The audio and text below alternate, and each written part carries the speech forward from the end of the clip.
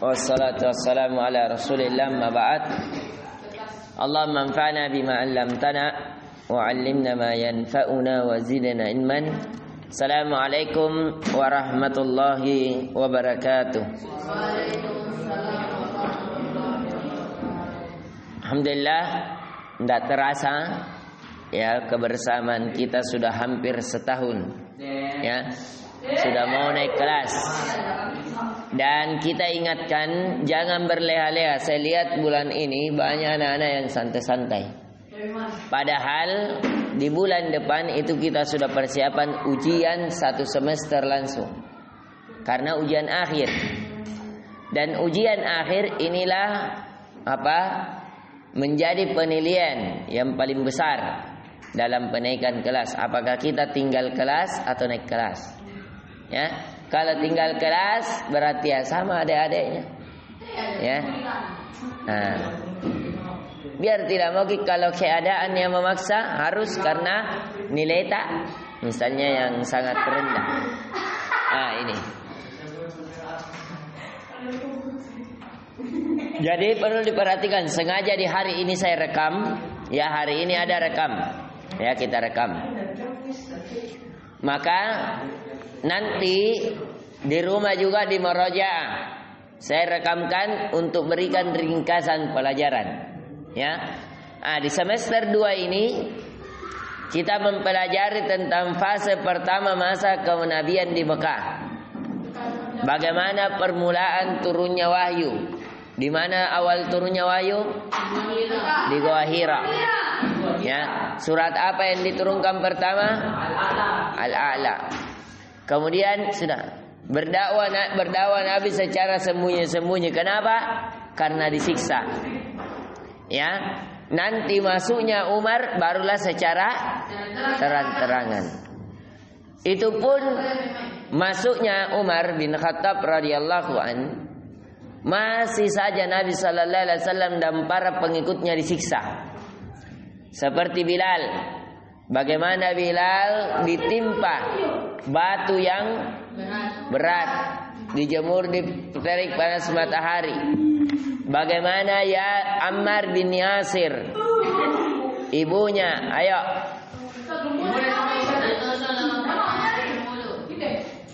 Ya, nanti dibersihkan. Nanti pianunya siapa? Waktu jatuh tempat makan taramah. Nanti saja. Nah, ambilkan saya tisu nanti. Ayo, perhatiannya ke depan semuanya. Ditulis yang perlu ditulis. Ya, jadi tidak ada gangguan ketika awal-awal Islam. Ya, seseorang disiksa, bahkan hampir dibunuh. Ya. Bahkan sebagian sahabat bahkan dibunuh seperti Ammar bin Yasir, ibunya dan bapaknya ya ditusuk kemaluannya, dibelah dua. Ya, itulah gangguan-gangguan sehingga Nabi memutuskan untuk memerintahkan para sahabatnya, ayo ashraf. Ayo. Maka Nabi memutuskan untuk memerintahkan sahabatnya untuk berhijrah. Di mana tempat hijrah yang paling pertama? Di Habasyah. Dipimpin oleh kaum Quraisy. Betul, kaum Quraisy. Tapi siapa? Siapa pemimpin? Waktu Utsman bin Affan. Baru fase kedua di masa kenabian di Mekah terjadilah pengempungan orang-orang Arab. Kemudian kematian Abu Talib dan Khadijah radhiyallahu anha. Kematian Khadijah dan pamannya Nabi ini sama tahunnya. Kemudian Nabi berdakwah ke Taif, diterima di Taif atau tidak? Tidak. Apa yang didapatkan Nabi ketika dia bahkan ya. Kemudian kita juga sudah pelajari sampai peristiwa Isra Mi'raj. Inilah masa yang paling berat, paling bersedih, tahun di mana Nabi sallallahu alaihi wasallam meninggal pamannya yang senantiasa melindunginya, kemudian istrinya yang senantiasa membelanjakan hartanya, memberikannya semangat, menjadikannya bersabar. Ya, akhirnya ketika di waktu yang sangat Nabi bersedih, tapi tidak pantas dikatakan tahun kesedihan, akhirnya Nabi sallallahu alaihi wasallam dibawa oleh Allah untuk berjalan-jalan ke langit. Untuk apa? Untuk meraih kegembiraan yang lain. Ya. Kemudian kita masuk pembahasan kelima, fase terakhir dari masa kenabian di Mekah. Ayo dilihat di halaman 65. Dibuka di halaman 65. Fase terakhir dari masa kenabian di Mekah. Yang pertama baiat Aqabah. Ayo disiap-siap garis bawahi. Pada awalnya orang Yahudi berbangga diri dengan agamanya terhadap orang-orang Arab. Orang-orang Yahudi. Orang-orang Arab penyembah berhala dari kalangan kabilah Aus dan Khazraj. Orang-orang yang Yahudi selalu berkata, akan datang seorang nabi yang dengannya kami akan mengalahkan orang-orang Arab. Ini dikasih garis bawah. Ya. Kasih garis bawah. Yahudi selalu berkata 65 halaman 65. Akan datang seorang nabi. Ini sebelum diutus ya.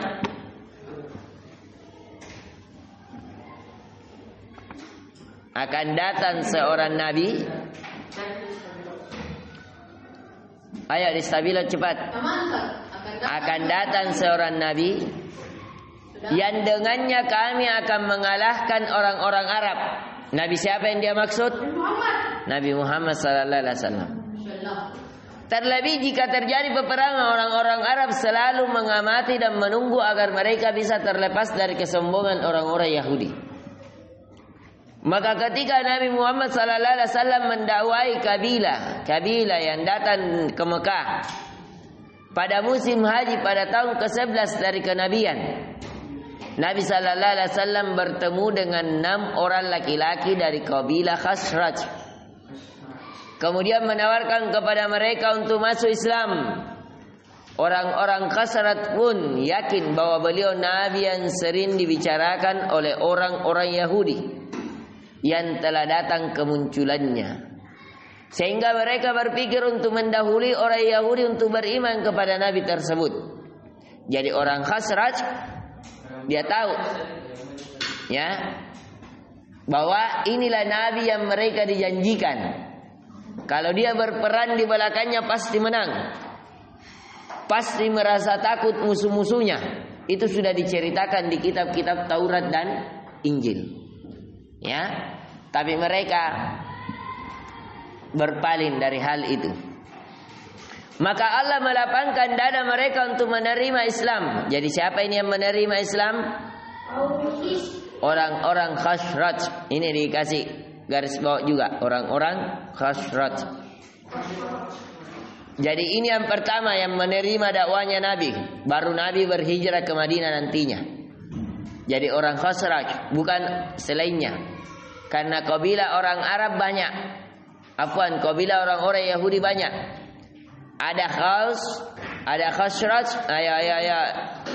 Jangan ditulis-tulis badannya. Itu titiknya. Ini orang-orang Khazraj.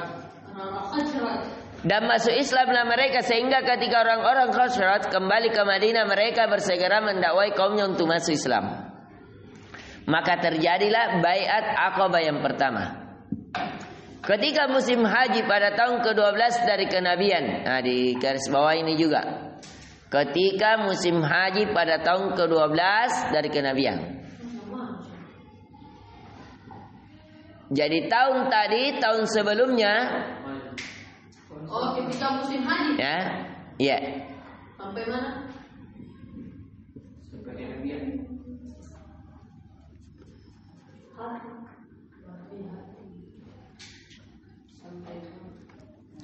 Datanglah ke Mekah 12 orang laki-laki dari penduduk Madinah. Jadi ini Jadi yang pertama hanya 6 orang. Ini juga di kode yang di atas tadi. Bertemu dengan 6 orang laki-laki dari kabilah Khazraj. Jadi yang pertama masuk Islam dari penduduk Madinah berapa orang? 6. Setelah itu tahun depannya pergi berhaji lagi berapa?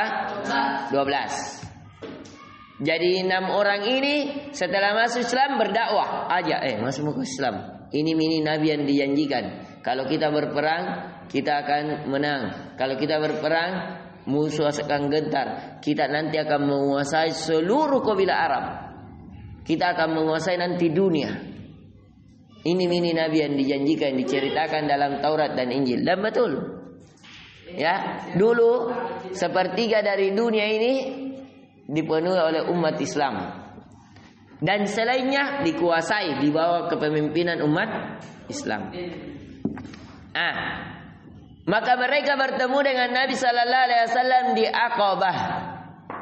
Kemudian mereka berbaiat kepada Nabi sallallahu alaihi wasallam untuk tidak menyekutukan Allah dengan sesuatu apapun dan memerintahkan kepada apa yang diperintahkan oleh Nabi serta melarang apa yang dilarang oleh Nabi. Baiat tersebut dinamakan dengan baiat Aqabah yang pertama. Ya, baiat Aqabah. Rasul sallallahu alaihi wasallam mengutus bersama orang-orang yang telah berbaiat tersebut. Dikasih garis bawah. Mus'ab bin Umair.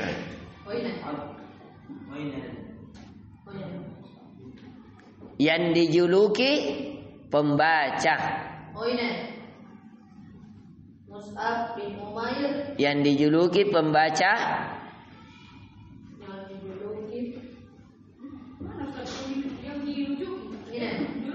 Pembaca, kemudian Al-Quran. Garis bawah juga Al-Quran. Pembaca Al-Quran. Kalimat Al-Qurannya saja. Dan mengajarkan kepada mereka Islam serta memahamkan mereka tentang urusan agama. Jadi 12 tambah 6 berapa orang? 18. 18 orang ini diajar oleh siapa?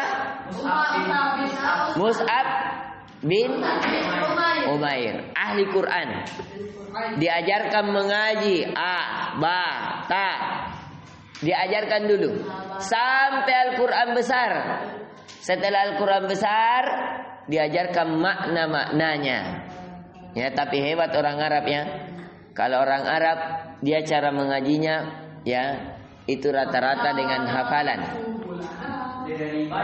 Ya. Tidak juga tergantung. Tapi kebanyakan di sana anak-anak umur 7 tahun itu sudah rata-rata 30 juz sudah. Ya. Apalagi kalau 12 tahun SMP kayak antum jarang sekali yang tidak menghafal Al-Quran. Jarang. Rata-rata hampir semuanya. Banyak teman duduk saya, karena orang Arab besar saya kira seumuran dengan saya. Dulu waktu saya belajar di Madinah di Masjid Nabawi, ya bertalaki langsung sama guru. Banyak teman duduk saya kira ya, saya tanya berapa umurnya, dia bilang masih 12. Berapa hafalan Qurannya? Sudah selesai. Ya. Dan mereka itu setiap hari merojaah 5 juz. Setiap hari. Caranya kalau menjaga hafalan, setiap hari mereka mengaji 5 juz. Kita apa? 5 film. Ya, kalau kita. Ya. Nah, kalau mereka pantasan Allah berkahi mereka, pantasan mereka menjadi ulama dunia. Karena apa? Karena itu tadi perjuangan mereka terhadap Al-Quran. Nah, kemudian Rasul sallallahu alaihi wasallam kedatangan Mus'ab bin Umair radhiyallahu an ke Madinah menjadi sebab bertambahnya orang-orang masuk Islam. Jadi dia dikirim sebagai dai. Ya, kayak kita kalau kuliah di fakultas agama itu dikirim. Kayak saya pernah dikirim, ya sebenarnya saya dikirim ke Wajo. Ada di situ atas nama. Ya, tapi qadarullah karena saya pada saat itu banyak amanah, lagi membangun ruko, membangun rumah kos, akhirnya saya tolak, akhirnya saya dikirim saja ke Poros Malino, Bela Punranga, di setelah bendungan air. Ya, tidak ke sana. Ya, Ada juga teman yang di Madinah. Ini. Kemudian menjadi sebab bertambahnya orang-orang yang masuk Islam. Di antara orang yang masuk Islam melalui beliau adalah Sa'ad bin Mu'az. Ini di garis bawah. Sa'ad bin Mu'az. Yang merupakan pembesar paling terhormat. Jadi Sa'ad bin Mu'az di garis bawah juga pembesar paling terhormat di kalangan kabilah Aus. Ya. Jadi kabilah orang Arab banyak. Ada Aus, ada Khazraj. Kabilah itu seperti kayak kita, orang Makassar, orang Jawa. Ya, begitu. Misalnya orang Dayak, orang Bugis, begitu istilahnya. Keislaman beliau menjadikan sebagian besar orang-orang di kabilahnya masuk Islam. Apa nama kabilah lain yang berada di Madinah? Itu nanti kita jawab sama-sama. Kemudian lahirlah Baiat Aqabah yang kedua. Baiat Aqabah yang kedua. Baiat itu seseorang mengatakan, saksikan saya, seperti kayak apa? Seorang masuk Islam. Asyhadu alla ilaha illallah, saya berjanji. Artinya akad perjanjian. Akad perjanjian. Ditulis. Baiat adalah akad perjanjian dengan pemimpin. Itu ditulis. Baiat artinya akad perjanjian dengan pemimpin.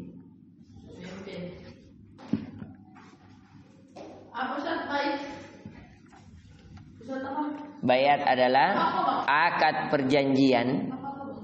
Itu nama tempat.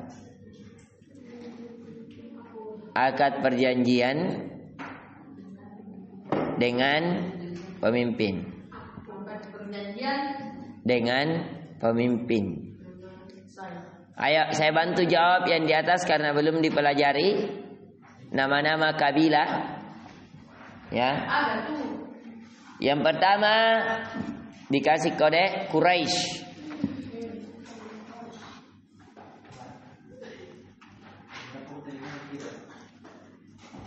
Ini kalau di Mekah ya.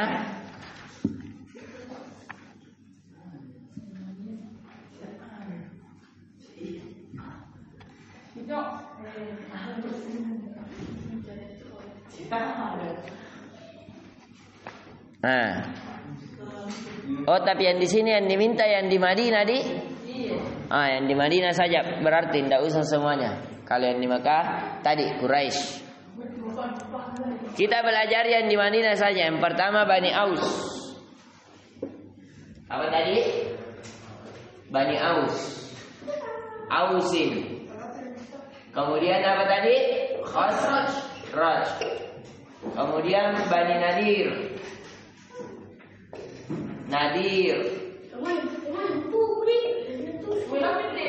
Ayat ditulis Amar.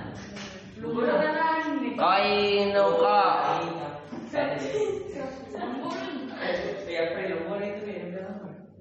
Kemudian Bani Qainuqa. Ayat ditulis sini, ditulis.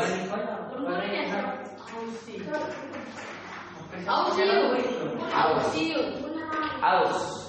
Iya, banyak Aus. Bani itu artinya kabilah. Ya, ini yang di atas kan ada pertanyaan di atas, itu yang dijawab. Bani Qainuqa, Bani Nadir, kemudian Bani Quraizah. Quraizatun. Khazraj.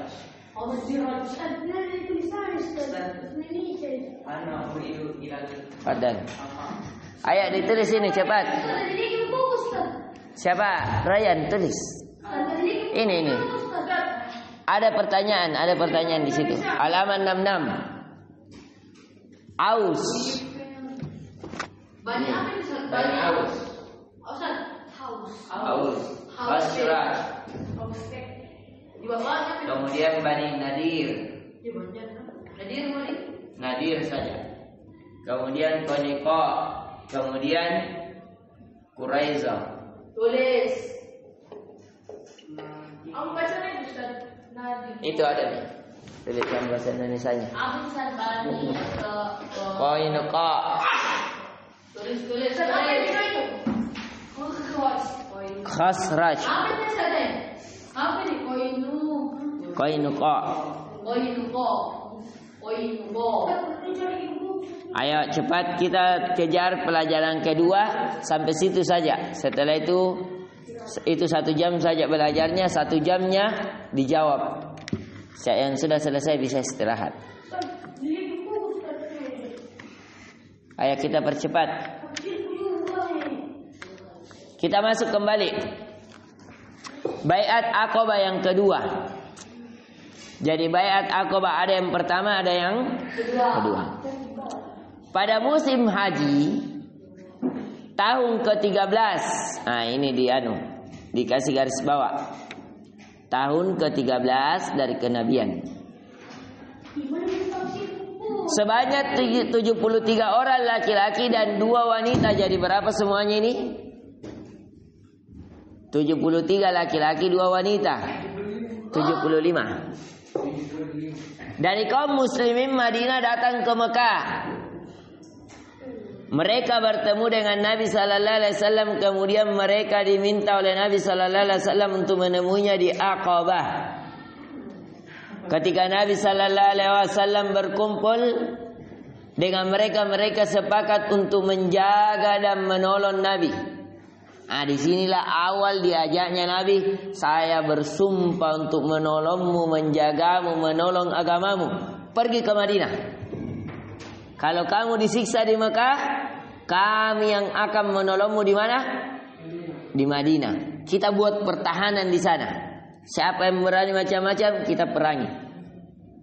Disinilah awal mula. Berapa orang yang masuk di sini? 75. Tadi yang pertama masuk dalam Islam berapa? 18. 75 tambah 18.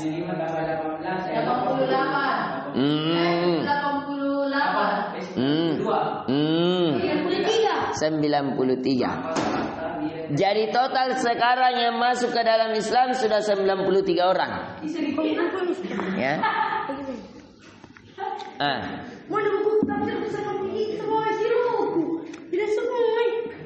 Kembali. Kemudian coba dilihat. Fokus Ahmar, lihat di bukunya.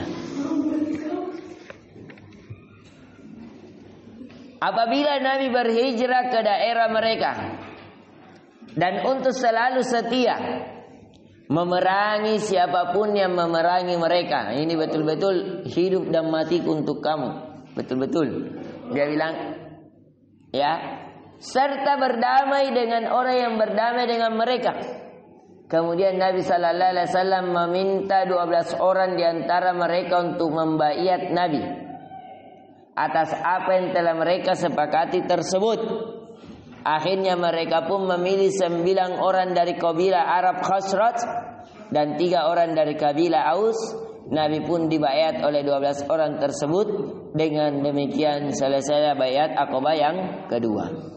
Ini ya, beberapa pelajaran bisa kita ambil pelajaran sebagai pembahasan. 1. Apabila suatu urusan bertambah pelit, artinya sulit. Nabi di Mekah sulit atau tidak? Sulit.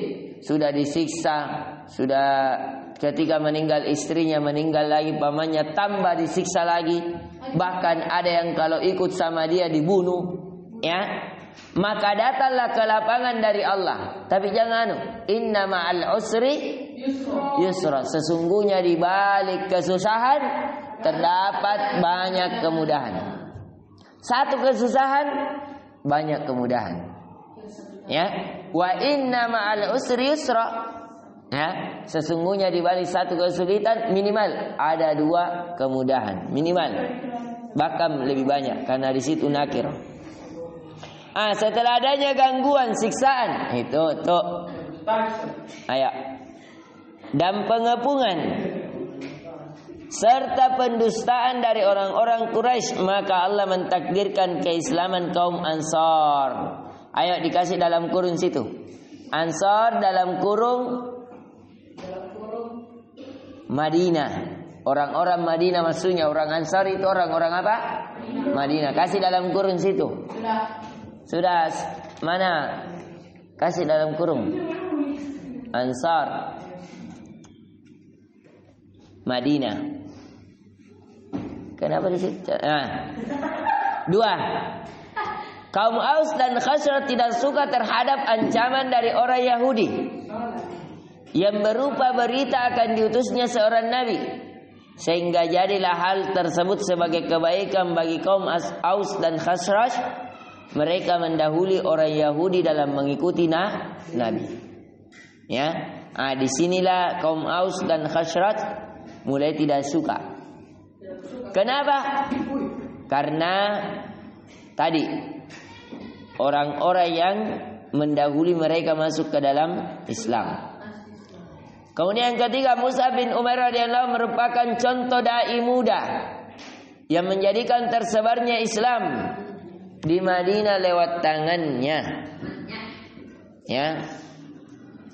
Kemudian yang terakhir pelajaran yang bisa dipetik,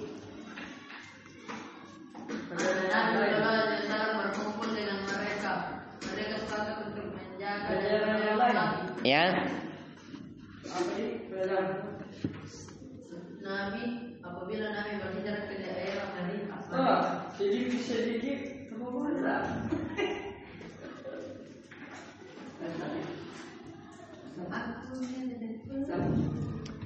Yang keempat, dapatkah kamu menyebutkan pelajaran lain nanti? Ditulis. Mus'ab bin Umair ini ketika diutus oleh Rasulullah ke Madinah, umurnya masih umur 20 tahun. Bayangkan, 20 tahun umurnya sudah apa? Menjadi seorang dai. Bahkan menjadi seorang dai bisa mengislamkan berapa orang? Tadi 93. 75. Yang 6 masuk sendiri. Nanti yang 6 berdakwah dapat 11 orang. Setelah itu ada 18 orang yang diajar oleh Mus'ab bin Umair. Masuklah berapa orang lagi?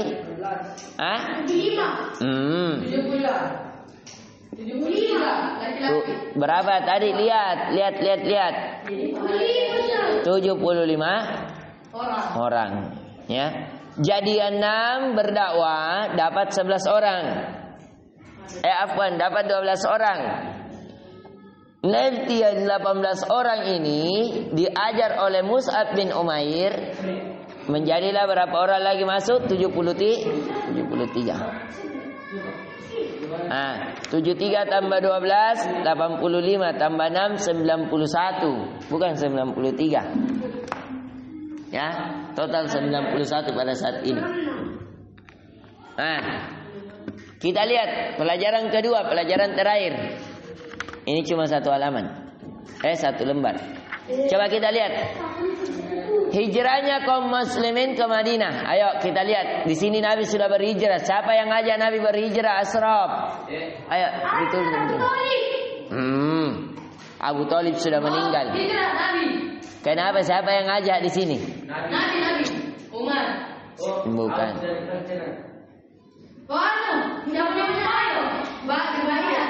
Mus'ab bin Umair Nabi yang utus. Kenapa kafir Quraisy? Kafir Quraisy orang Mekah.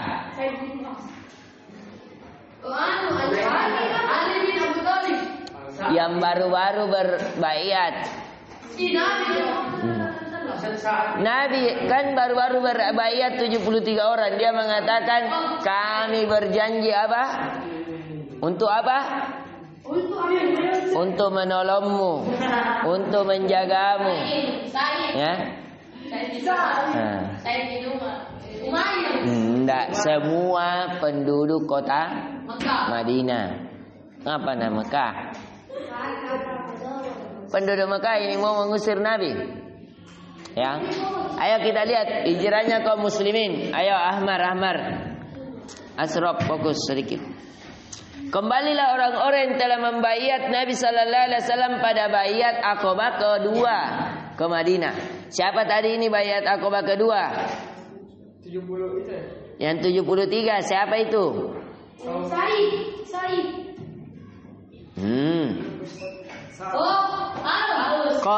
Orang-orang Khaus dan Khazraj. Ketika kaum kafir Quraisy mengetahui baiat tersebut, mereka mengkhawatirkan perkembangan dakwah Islam. Maka mereka semakin menambah kezaliman. Ketika mereka dengar ada sudah 91 orang masuk Islam, semakin gentar mereka. Tambah banyak masuk Islam ini. Bahkan orang-orang yang menyembah nenek moyang kita ini banyak yang keluar, banyak yang tinggalkan. Masuk ke mana? Ke dalam Islam. Kalau begitu ayo kita siksa. Akhirnya semakin disiksa. Pada saat inilah disiksanya Bilal. Pada saat inilah dibunuhnya orang tua Ammar bin Yasir. Pada saat inilah budak-budak itu betul-betul disiksa dengan berat. Ya, dicambuk, dipukul, diseret pakai kuda. Ya. Bayangkan ini batu-batu kayak kita diseret baru di atas batu gunung. Kira-kira bagaimana? Ya. Akhirnya Nabi pun mengizinkan kaum muslimin untuk berhijrah. Kata Nabi, daripada kau di sini disiksa, kemana? Ke Madinah saja. Pergi saja ke Madinah. Apa yang dimaksud dengan hijrah? Ya, berpindahnya dari satu tempat ke tempat yang lain. Berpindahnya dari dari tempat orang-orang kafir kepada tempat orang-orang yang muslim. Mereka menjadi penolong dan pendukung kaum muslimin sebagaimana Nabi sallallahu alaihi wasallam berkata, "Inni ra'aitu dara hijratukum zata nakhlim baina li ibnatain. Huma al-hirtani." Sungguh aku telah melihat tempat hijrah kalian, yaitu satu tempat yang subur yang ditumbuhi pohon kurma yang terletak di antara dua bukit yang kokoh. Apa ini? Yaitu Madinah. Ya, yang banyak pohon kurmanya di mana? Madinah. Ya. Kata Nabi, saya lihat ada dua gunung yang kokoh. Ini gunung Uhud. Ya, mereka bersegeralah kaum muslimin berhijrah ke Madinah. Hingga selama beberapa waktu kemudian tidak ada seorang pun dari kalangan muslimin yang tinggal di Mekah kecuali Rasul sallallahu alaihi wasallam dan Abu Bakar dan Ali.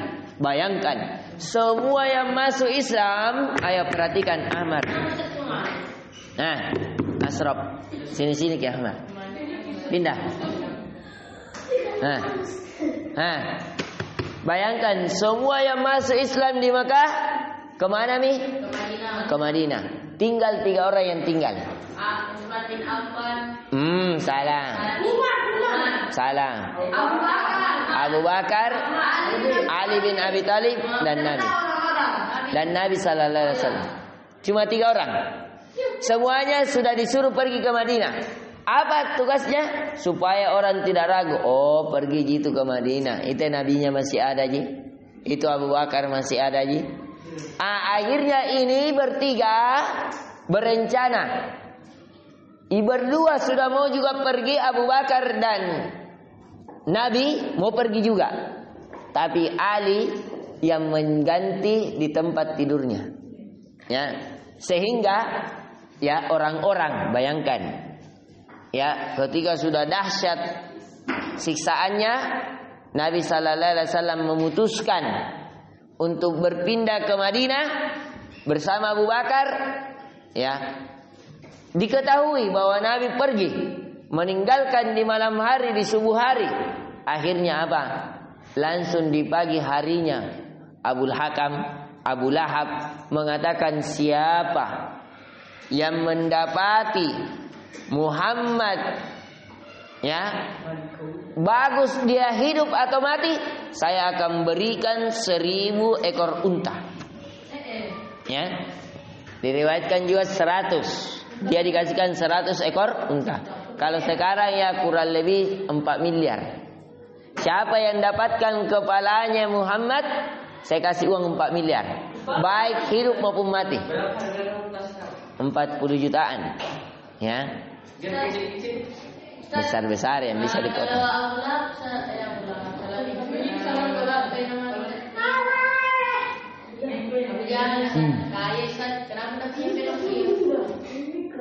Kenapa ada Pinocchio yang diceritakan?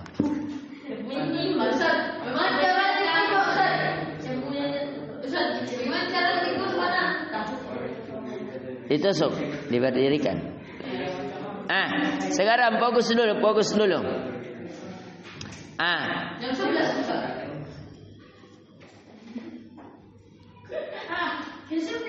Ya, kita selesaikan sedikit. Serta orang-orang yang ditawang oleh kaum musyrikin dari kalangan orang-orang yang lemah.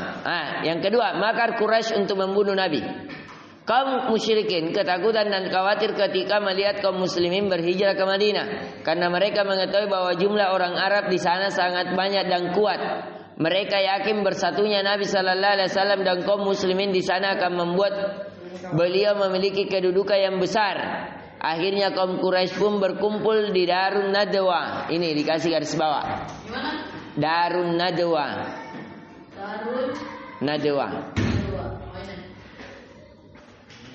Tempat apa ini? Tempat musyawarahnya. Bagaimana ini Muhammad ini?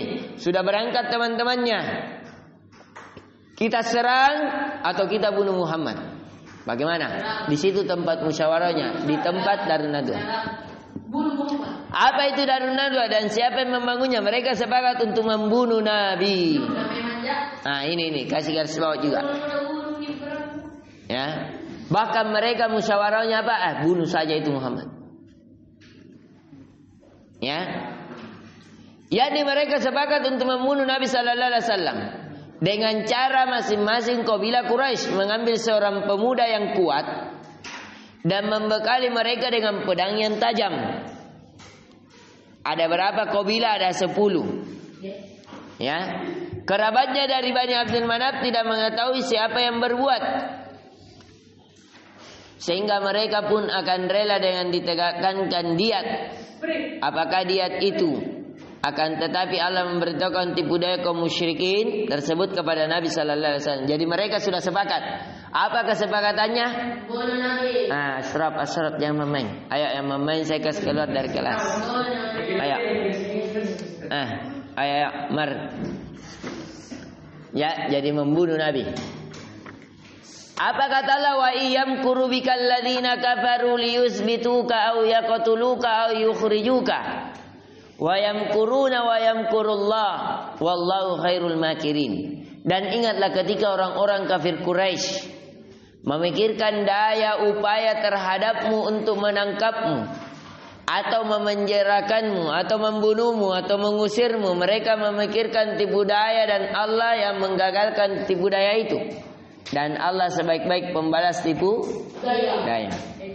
Kemudian Nabi sallallahu alaihi wasallam pergi menemui Abu Bakar radhiyallahu mengabarkan kepadanya bahwa Allah telah mengizinkan untuk hijrah. Maka Abu Bakar pun meminta agar dirinya menjadi teman hijrahnya. Bayangkan, ini antum bayangkan kalau ada misalnya Ciro sudah diniatkan, diberitakan di televisi, diberitakan di YouTube bahwa Ciro ini akan dibunuh. Siapa kira-kira mau temani? Siapapun yang menemani Ciro yang mau menolong, bunuh juga. Ya? Langsung ini kira-kira ini hal yang menegangkan tidak? Ya. Kalau sudah dikabarkan bahwa ini akan dibunuh, sama dengan Nabi. Maka coba lihat. Bahkan Abu Bakar menawarkan diri, kalau memang kau dibunuh saya harus. Pokoknya kau tidak boleh mati kalau saya belum mati. Inilah Abu Bakar. Dan beliau pun menyetujui, maka menangislah Abu Bakar radhiyallahu an karena gembira, bukan menangis karena jamuku saya deh bahaya sebentar kau dibunuh, saya dibunuh ton, tidak. Bahkan dia mau apa? Harus temani Nabi. Dia tidak mau melihat Nabi dibunuh padahal dia masih hidup. Itulah Abu Bakar. Ya. Masuk surga Abu Bakar. Nah, pasti Abu Bakar masuk surga. Bagaimana pendapatmu tentang sikap Abu Bakar radhiyallahu anhu ketika dia mengetahui akan menjadi teman hijrah Nabi sallallahu alaihi wasallam? Abu Bakar pun pergi di malam hari untuk menyiapkan 2 kendaraan dan menyewa pemandu yang mahir untuk menunjukkan jalan. Bagi mereka berdua, pemandu tersebut adalah Abdullah bin Ariqid. Ditulis, dikasih garis bawah. Pemandu jalan. Pemandu tersebut adalah Abdullah bin Ariqid. Abu Bakar radhiyallahu anhu juga memerintahkan budaknya yaitu Amir bin Fuhairah untuk mengarak kambing-kambingnya sehingga hilanglah jejak kaki-kaki mereka. Rasul sallallahu alaihi wasallam memerintahkan Ali bin Abi Thalib untuk tidur di kasur. Nah, ini juga. Coba lihat.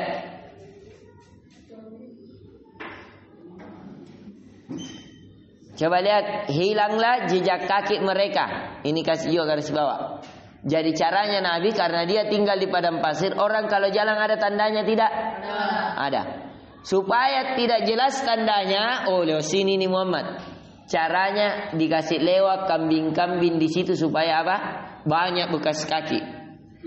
Hilangi bekas kakinya Abu Bakar dan Abu Muhammad dan Nabi sallallahu alaihi wasallam.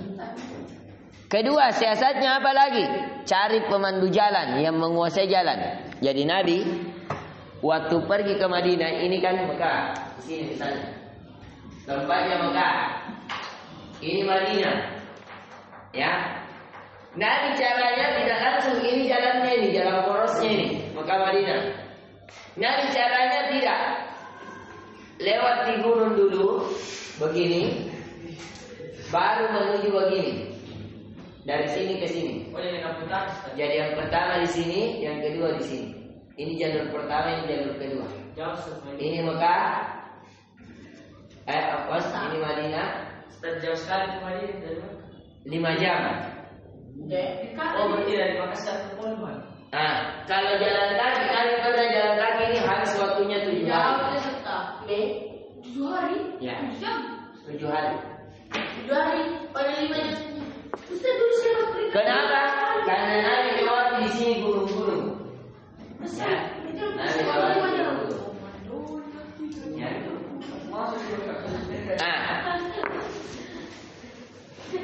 Ayo kita lihat lagi ya, kita lihat. Kita selesaikan. Coba.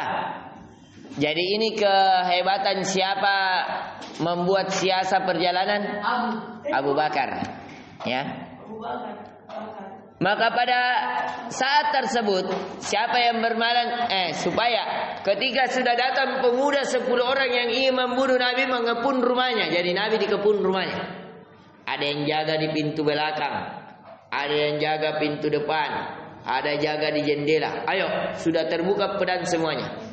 Sepakat, kalau keluar Muhammad langsung tebas. Ternyata baru diintip-intip, di kamarnya Nabi diintip, masih ada orang yang goyang. Oh, masih tidur Ki Muhammad. Tunggu dulu keluar. Ternyata siapa yang di tempat tidur tadi? Ali bin Abi Thalib. Ya? Tidak meninggal. Karena yang mau bunuh siapa? Nabi Muhammad. Enggak bisa dibunuh Ali, kenapa? Pergi perjalanan sebelum. Ya, dikasih bebas. Kenapa tidak dibunuh Ali bin Abi Thalib? Pertama, Ali bin Abi Thalib bukan targetnya. Yang kedua, Allah belum takdirkan memalingkan hati mereka untuk membunuh Ali bin Abi Thalib.